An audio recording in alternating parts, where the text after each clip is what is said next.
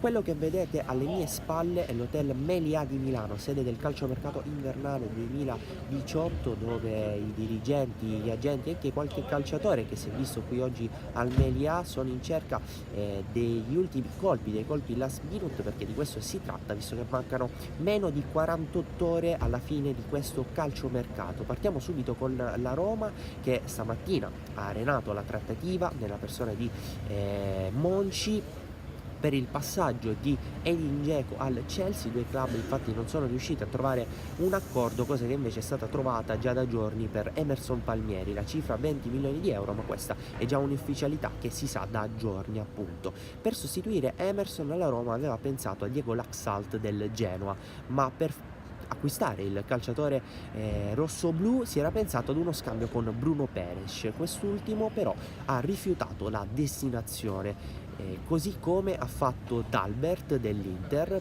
proprio perché anche i nerazzurri erano interessati al laterale argentino in forza al Grifone. L'Inter, un'altra protagonista di questa prima parte finale di calciomercato, proprio perché Brozovic è a un passo dal Siviglia, mancherebbe solo il sì del centrocampista croato, prestito oneroso con 25 milioni di euro per il riscatto. Brozovic, che è stato presente qui oggi al Meliá, toccata e fuga proprio per spiegare quella che è la sua situazione tramite il suo agente. L'Inter sta anche trattando la cessione di Yuto Nagatomo al Galatasaray, una cifra che si aggira intorno agli 8 milioni di euro, una trattativa che si chiuderà con la formula del prestito, mentre in entrata si cerca di piazzare il colpo Javier Pastore, ma per giugno, perché per gennaio molto probabilmente non se ne farà nulla, in quanto i due club non hanno trovato un accordo né per l'acquisto a titolo definitivo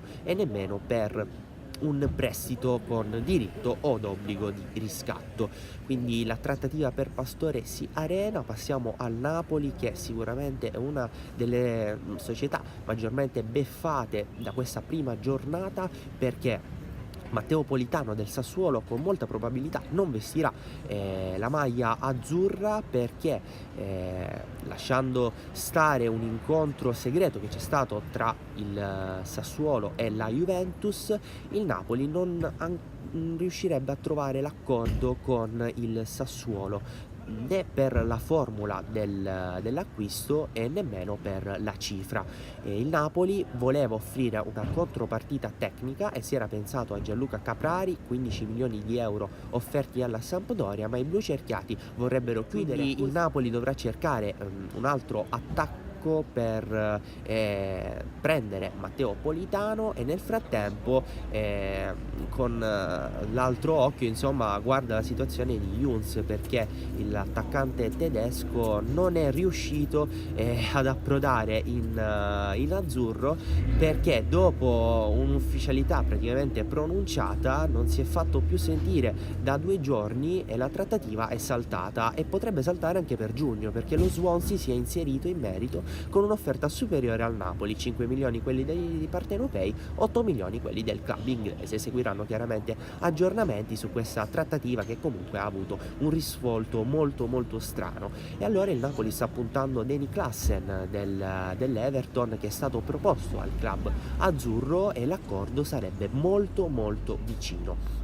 Arriviamo al Milan, che ha risolto il contratto di Gabriel Paletta con il suo futuro, che sarà in Turchia. Non ci sono invece colpi in entrata per il club rossonero, che sicuramente cercherà di risanare il bilancio, che è la missione più importante. Serie A, dove il Sassuolo è protagonista per un valzer di attaccanti, dove potrebbe andare via Matri, che potrebbe essere ceduto al Parma, Falcinelli alla Fiorentina, e in cambio arriverebbe Babacar, Verona, che tra l'altro ha puntato Carlos Sanchez, che inizialmente era stato tolto dal mercato dalla Fiorentina, ma adesso lo ha rimesso per l'acquisto di Brian Dabò dal Saint-Étienne. Il club fiorentino appunto ha preso il calciatore dal Saint-Étienne, liberando Carlos Sanchez, che piace anche alle spagnole. Il Bologna, per sostituire Simone Verdi, ha pensato ad Orsolini. L'attaccante arriverà domani mattina a Bologna per svolgere le visite mediche in prestito dalla Juventus, quindi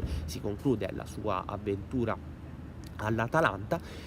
Parlando poi anche della difesa, il Bologna ha acquistato Pass dal Newell's Old Benevento, un'altra protagonista, cerca di acquistare un portiere visto che Belez è in procinto di vestire la maglia del Chievo, allora si era pensato a Pugioni della Sampdoria, ma il club blucerchiato, come già detto, vorrebbe chiudere il mercato in questo modo, con questa rosa, e quindi probabilmente l'affare non si farà. Tra l'altro Pasquale Foggia sarà il nuovo direttore sportivo dal 1° febbraio, quindi al termine di questa sessione di calciomercato, al quale facciamo i più calorosi auguri per questa nuova avventura sportiva, insomma, che è sicuramente molto importante. Ci sono novità in merito a Lazio, a Juventus, che però tratta sempre sotto traccia l'attaccante nordcoreano del Cagliari Han. Proprio del Cagliari parliamo perché si cerca di chiudere per Gaetano Letizia del Benevento e Luca Rigoni del Genoa,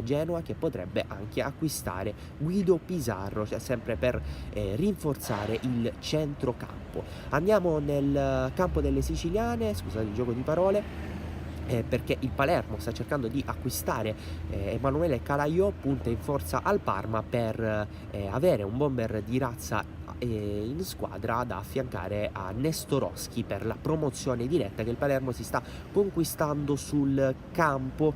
Il Palermo, tra l'altro, vede come terzino ideale per la fascia destra Cristian Del Grosso, di proprietà del Venezia, ma si punta anche al Bertazzi, scuola Milan. Il Trapani ha ufficializzato la cessione di Reginaldo alla Pro Vercelli e punta insomma altri attaccanti, altri profili che verranno trattati sicuramente nella giornata di domani. Il Catania si muove anche per sostituire momentaneamente Giuseppe Caccavallo, infortunatosi ieri nella gara contro la Virtus Francavilla in casa, e quindi si cerca un sostituto. Il DS Arguri è stato per tutto il giorno qui all'hotel Meliá per cercare di intavolare trattative con dirigenti e anche qualche agente, per cercare di capire quale potrebbe essere il profilo giusto per la squadra rossazzurra. Si è parlato anche di Porcino e delle cessioni con Giorgevic, che potrebbe essere ceduto al Cosenza. Si valuta anche la cessione di Semenzato e quella di Rossetti, che andrà in prestito alla Sicula Leonzio. Potrebbe intavolare uno scambio con la Regina per mandare in Calabria Diogo Tavares, attaccante, e prendere Mezzavilla. Chiudiamo con l'Akragas, che con l'acquisizione della proprietà iraniana si è fiondata sul mercato per cercare di riportare a casa Zibert, di proprietà della Juve Stabia, alla quale andrebbe Vicente in cambio, e intanto è stato ufficializzato Raucci dal Bisceglie, un terzino difensivo molto importante che sicuramente potrebbe aiutare l'Akragas nella disperata corsa alla salvezza. Non ci sono ulteriori notizie per gli ultimi aggiornamenti dall'hotel Meliá al momento. Per questa prima giornata è tutto. Seguiteci per rimanere aggiornati sulle ultime trattative e soprattutto nella giornata di domani per scoprire quale sarà la squadra che farà il colpo last minute migliore.